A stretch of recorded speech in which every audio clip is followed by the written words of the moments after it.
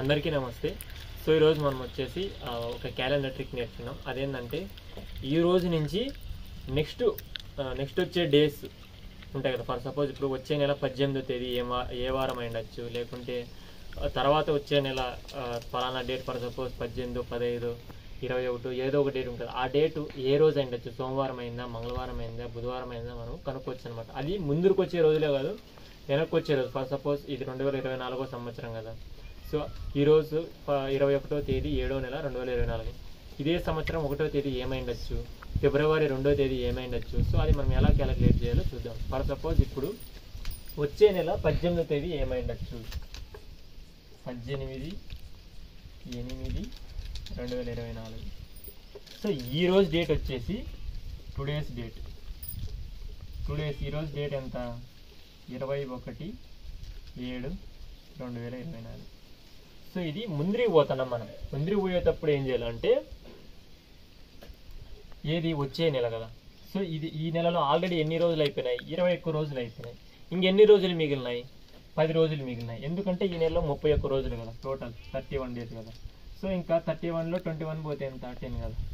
So ఈ నెలలో 10 రోజులు మిగిలినాయి. 10 ప్లస్ నెక్స్ట్ వచ్చే నెల ఎంత? 18 రోజులు కదా, 18వ తేదీ కదా. సో 18 టోటల్ చేస్తే ఎంత? 28/7 వేయాలి. 7 ఎందుకు వేస్తున్నాం? 6 వేయచ్చు కదా, 5 వేయచ్చు కదా అనొచ్చు. ఇక 7 ఎందుకు వేస్తున్నాం అంటే ఒక వారానికి 7 రోజులు ఉంటాయి కాబట్టి /7 వేస్తున్నాం. సో 7 1 7 4 రిమైండర్ 0 వచ్చింది. సో మనకి ఇక్కడ రిమైండర్ 0 వచ్చినప్పుడు ఈరోజు ఏం వారము? ఈరోజు ఆదివారం. సో వచ్చే నెల 18వ తేదీ కూడా ఆదివారమే అవుతుంది. ఓకేనా? ఇంకొక ఎగ్జాంపుల్ చేద్దాం.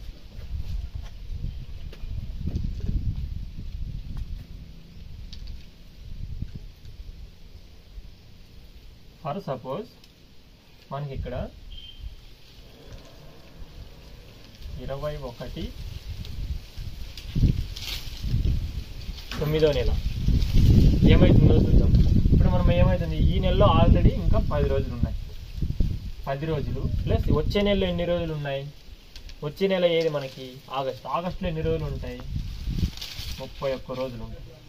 తర్వాత ఇన్ని మనకి సెప్టెంబర్లో ఎన్ని రోజులు? 21వ తేదీ కదా, 21. టోటల్ చేస్తే మనకి ఎంత అవుతుంది? 2 6. టోటల్ ఎంత అవుతుంది మనకి? 62. మనం ఏం చేయాలి?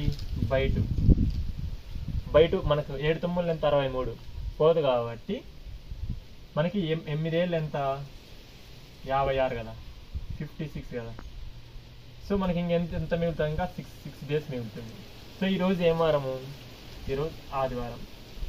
ఆదివారానికి 6 డేస్ కూడితే ఏమవుతుంది? సోమ, మంగళ, బుధు, గురు, శుక్ర, శని. సో మనకేమవుతుందంటే శనివారం అవుతుంది అన్నమాట. ఓకేనా? సో ఇంకొక ఎగ్జాంపుల్ చేద్దాం.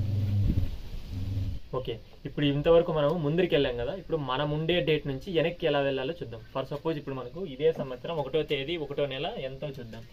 ఓకే, ఇప్పుడు మనం ఆల్రెడీ 1వ తేదీ కదా, దీంట్లో ఇంకా ఎన్ని రోజులు మిగిలి ఉంటాయి మనకి? ఇక్కడ 30 డేస్ కదా.